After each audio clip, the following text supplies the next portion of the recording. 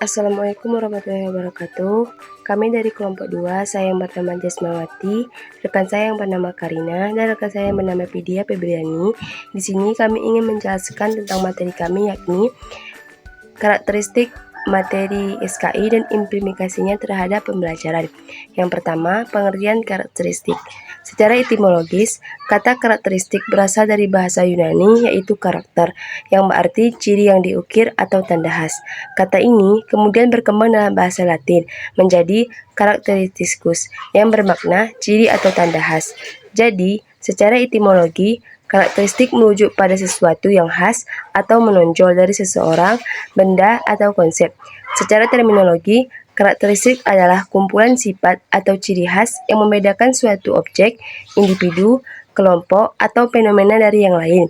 Jadi, karakteristik materi sejarah kebudayaan Islam adalah merujuk pada sifat-sifat atau ciri-ciri utama yang menjadi fokus pembahasan dalam mempelajari perkembangan sejarah dan kebudayaan Islam. Yang kedua, karakteristik materi SKI. Menurut Hanafi, karakteristik mata pembelajaran sejarah kebudayaan Islam yaitu yang pertama, sejarah terkait dengan masa lampau. Masa lampau berisi peristiwa dan setiap peristiwa sejarah hanya terjadi sekali. Jadi, pembelajaran sejarah adalah pembelajaran peristiwa, sejarah, dan perkembangan masyarakat yang telah terjadi. Yang kedua, materi pokok pembelajaran sejarah adalah produk masa kini, berdasarkan sumber-sumber sejarah yang ada. Karena itu, dalam pembelajaran sejarah harus lebih cermat, kritis, berdasarkan sumber-sumber, dan tidak memihak atau menurut kehendak sendiri dan kehendak pihak-pihak yang lain. Yang ketiga, sejarah bersifat kronologis. Oleh karena itu, dalam mengorganisasikan materi pokok pembelajaran sejarah haruslah didasarkan pada urutan kronologis peristiwa sejarah. Dan adapun yang terakhir yaitu sejarah mengandung prinsip sebab akibat.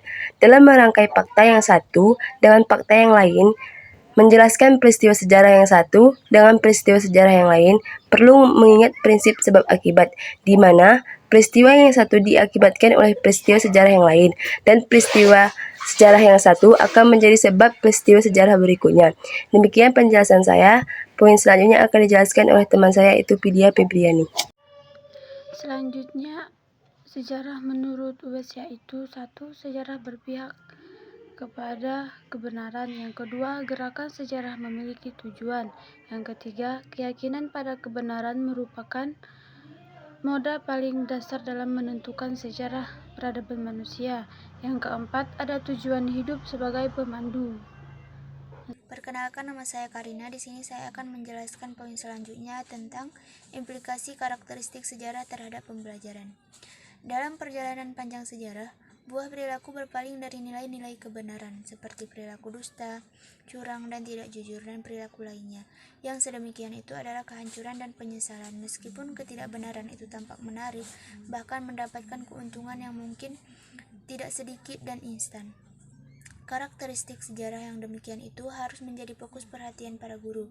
Adapun implikasinya dalam pembelajaran dengan peran guru yaitu dengan menanamkan nilai-nilai kebenaran secara terus-menerus kepada siswa, menanamkan keyakinan yang benar dan sesuai dengan faktanya sejak awal sesuai dengan tingkatan usia dan perkembangan siswa, melatih siswa untuk bersikap kritis dalam menilai sumber-sumber sejarah, memberikan materi pembelajaran yang disusun secara kronologis, membantu siswa memahami urutan peristiwa dan keterkaitannya. Ini akan memudahkan siswa dalam mengingat dan memahami perkembangan sejarah secara sistematis. Kemudian dalam pembelajaran, siswa diajarkan untuk mengaitkan peristiwa satu dengan yang lain berdasarkan prinsip sebab akibatnya. Ini mendorong siswa untuk berpikir lebih dalam tentang bagaimana peristiwa sejarah saling memengaruhi dan membentuk perkembangan kebudayaan Islam. Setiap gerakan pastinya memiliki tujuan dan ia terkait dengan ruang dan masa yang mendahulunya. Antara tujuan dan penyebab terdapat tali hubung, yaitu gagasan dan kehendak. Gagasan atau kehendak merupakan faktor dominan bagi perubahan perilaku. Tujuannya untuk memandu setiap gerak perilaku manusia. Perilaku yang tidak ditunjang oleh batin yang kokoh, benar, sehat, dan logis akan mudah terombang-ambing oleh kekuatan lain dari luar dirinya. Maka oleh sebab itu akan mudah rapuh, keropos, dan sirna. Oleh karena itu, alasan ini penting untuk memperhatikan dan menetapkan tujuan tiap-tiap tahapan pembelajaran.